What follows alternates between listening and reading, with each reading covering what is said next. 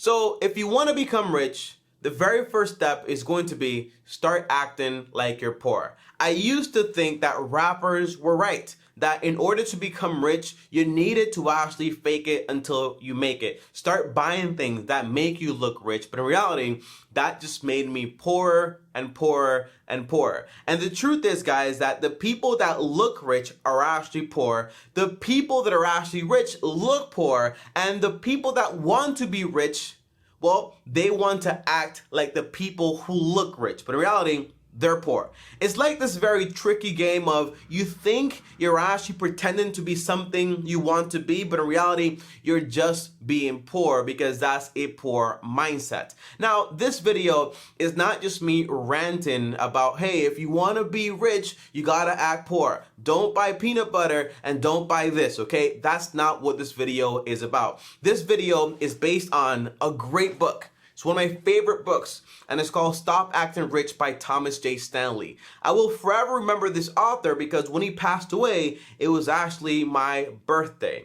He passed away in a tragic accident. But in his book right here, it's a 9-chapter book. And it's a masterpiece when it comes to doing research on who the true wealthy people are in America. And I think the title of the book that says Stop Acting Rich and Start Living Like the Real Millionaires is just an echo of what he actually believed. That Stop Acting Rich is more like a warning to a lot of people that think that what they're actually doing are the right things, but in reality, they're the same things that lead them to poverty. So I'm gonna split this video up in 3 parts. Don't worry, it's still just one video, just split up in 3 parts where I handle 3 chapters at a time of this book to actually show you and teach you what I learned about what it really takes to actually become rich and why the people that become rich are the people that actually look poor, which is crazy, but it's true. If you guys don't know me, my name is TommyBryson. Do me a favor and smash the like button. If you do know me, welcome back to the channel, guys. What is up? Now, the very first thing, guys, is this should be common sense, but it's not common sense. Whenever you want to achieve something, the person you want to copy is the person that already made it. That's the person you actually want to learn from. But we live in a society where people are so good at pretending that it fools us. Where people are so good at mixing up and twisting up words that it fools us. So here's the idea. The people that look rich are the poorest. And the people with the high income, they're not actually the wealthy ones, okay? Because wealth is not based on income. It's based on income to wealth conversion. Tommy, what does that mean? Okay, slow down here. Well, it's very simple. When you see people that are buying a lot of things and they look wealthy because they have the fancy car, they might have the trophy wife, they might have all the trappings of wealth, a mansion, and all these things. The only thing you know about that person is that they no longer have that money because they use that money to buy those things. But you don't know how good they are at building wealth. But wealth building is about grabbing your income and making your income turn into more money. And that is a slow process that does not involve you showing off buying things, okay? So it's tricky in the way that the people that look rich are actually poor. And the people that are actually wealthy, that tend to be the people you're not really gonna notice are actually building wealth. So it's like, how do you find out this? Well, that's what the author did in his book, and that's what we're gonna break down here. Now, here's part number 1, the first 3 chapters of this book. Chapter number 1 is going to be the difference between being rich and acting rich. Chapter number 2 is going to be everything you think about rich is actually wrong. And chapter number 3 is going to be do the shoes make the man? And I titled this part right here, All That Glitters Is Not Gold. And by the way, that quote is from William Shakespeare. And the whole idea, guys, is this reminds me of a fantastic story within the book. And by the way, the reason authors and people like me use stories when explaining things is because basically humans are more likely to remember stories. It's why Jesus used parables, okay? Stories are very important when it comes to the learning process, okay? So here is a great story that's actually not fiction. It's very real. In the book, the author talks about Rihanna. Remember Rihanna, the singer the woman that went and basically made a bunch of money. Today, according to Google, she's worth about $1.4 billion. But back in 2009, she was actually involved in a lawsuit with her accountant. Now, can you guess why she was suing her accountant? It wasn't because he basically committed fraud. It was because she claimed that she didn't tell him that she was basically going broke, and she was basically asking him, should I buy this and buy that? And he said, you can buy it if you want to. Now, here's the core idea. Rihanna, in 2009, she bought a mansion. And she bought a bunch of designer clothing. And she was basically left with almost no money, almost went fully bankrupt. And her accountant's basically response was that I really had to tell her that if she bought things, she would end up with the things and no longer with the money. And guess what? She sued and she actually won $10 million in a settlement. It's kind of crazy when you think about it, okay? This woman went ahead and bought mansions and things and then basically said, hey, I'm not responsible for this. I'm going to blame you. Now, I don't know all the details, so I can't dive into detail here, but the core application process is all that glitters is not gold. You might see someone online on the internet, right here on YouTube, and they might be telling you about, here's my Ferrari, here's my mansion, and behind the scenes, you have no idea how good that person is actually at when it comes to building wealth. It's so crazy. Rihanna even sued the guy because she was basically unaware that she was basically going to lose money on a tour. That buying a home when you don't have that much money is not a good idea. It's insane, okay? It's a lack of responsibility overall. But again, I don't have all the details, so that's just a personal opinion in a way. But the idea is when you're basically looking for heroes as far as finance and money, don't just be led by what people have and the income they make, because that is not what wealth building is all about. People with high incomes are not the ones that are telling you, hey, I'm very good at making wealth. Wealth is not about that. Wealth is about grabbing your money, grabbing the surplus that you actually make after you're done paying your bills, and using that extra money to basically invest into things that make you more money. Turning $1 into $2, turning $2 into $4, and going on and on and on and on.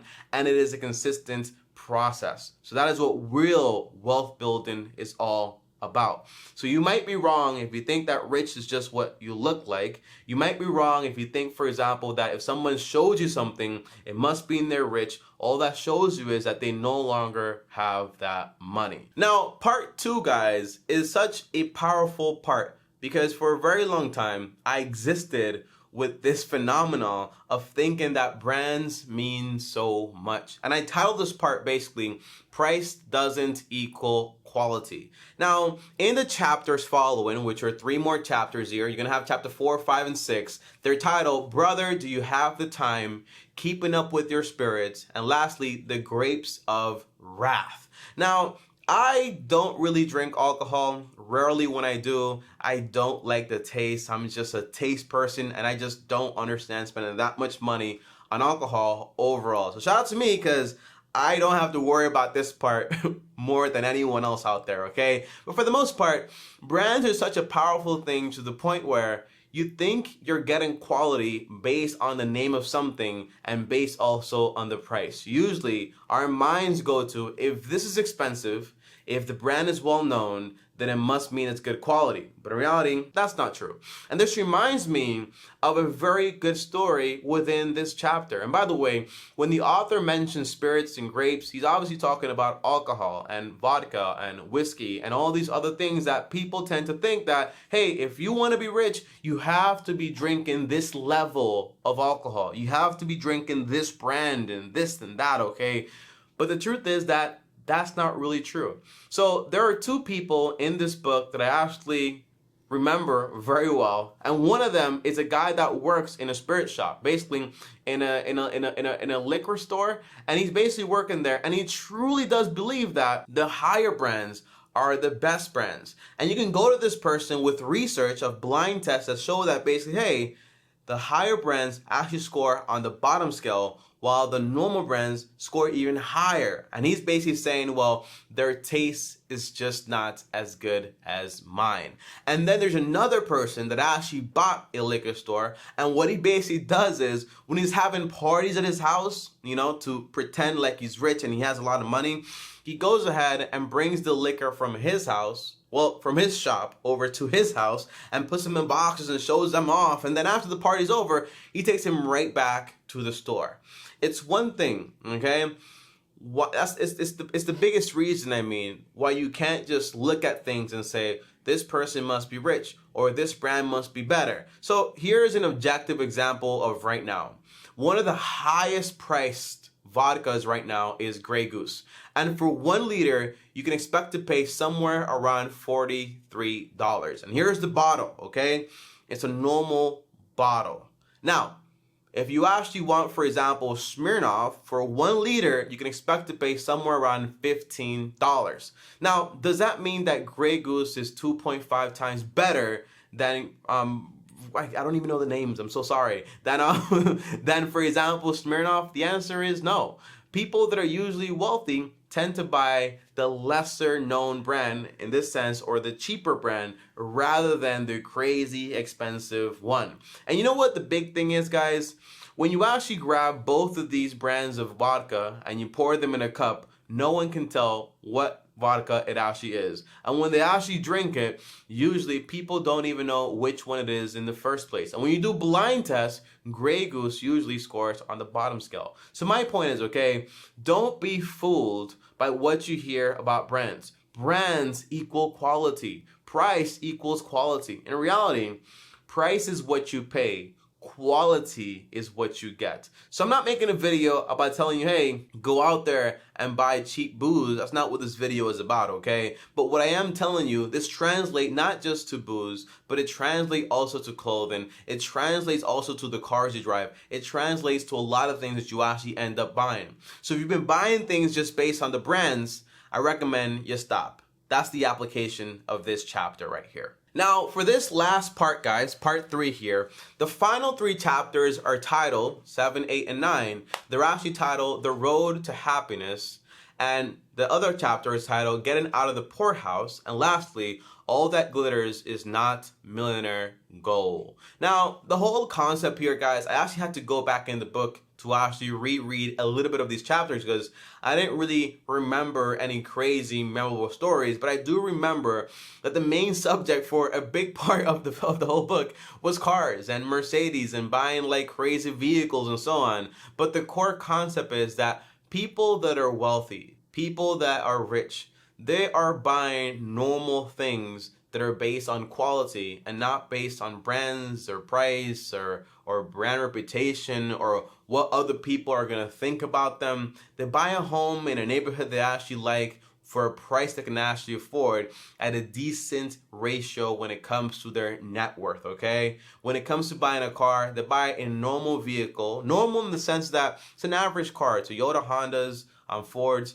and they're looking for a car that's reliable, has a good track record, doesn't have a bunch of recalls. They're not interested in buying, for example, Mercedes and Audis and all these European cars that usually have very bad engineering behind them. Well, let's just say good engineering, but as far as, for example, maintenance, it's not that good at all. As far as reliability, they're not that good at all. Compared to Toyota, Honda, and Mazda, they're not that good at all. And usually millionaires are not focused on buying things that are actually going to tie them down. They're not trying to buy, for example, a vacation home because now they have to vacation at that one place. They rather, for example, have freedom to where they actually want to go and where they don't want to go. Overall, guys, I hope you actually understand the point of this video. It's not just a rant, it's based on facts, it's not based on fiction. When you do research at its core, the average millionaire works a 9-to-5 job.